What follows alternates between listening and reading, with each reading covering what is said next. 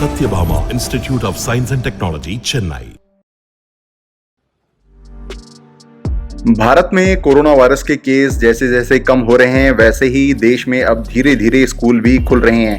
वहीं कई राज्यों में अब भी छात्र घर पर ही पढ़ाई कर रहे हैं। देश में स्कूल खोले जाने को लेकर आज आईसीएमआर के डीजी डॉक्टर बलराम भार्गव ने कई महत्वपूर्ण बातें बताई। उन्होंने कहा, पहले प्राइमरी स्कूल खोले जा सकते हैं, इसके बाद सेकेंडरी स्कूल खोले जाने चाहिए। उन्होंने कहा, ये पूरा फैसला कई स्तर पर निर्भर करेगा, इसके लिए कई चीजों पर सोचना भी होगा। छोटे बच्चे वायरस को बहुत आसानी से हैंडल कर लेते हैं, अडल्ट से ज़्यादा आसानी से हैंडल कर देते हैं।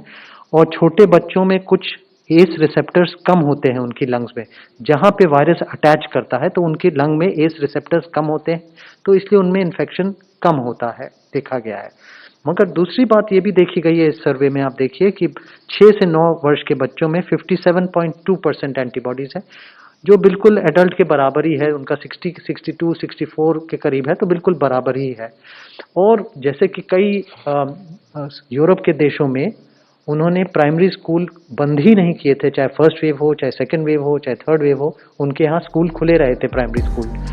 डॉक्टर बलराम भार्गव ने बताया, यूरोप के कई देशों में प्राइमरी स्कूल बंद ही नहीं हुए थे, इसलिए स्वास्थ्य मंत्रालय की राय है कि पहले प्राइमरी स्कूल खोले जा सकते हैं। इसी बीच भारत के कोरोना अपडेट की बात करें तो पिछले 24 घंटों में कोरोना के 30,093 नए मामले सामने आए। ये पिछले 125 दिनों के अंदर सबसे कम कोरोना के एक दिन में आने वाले मामले थे।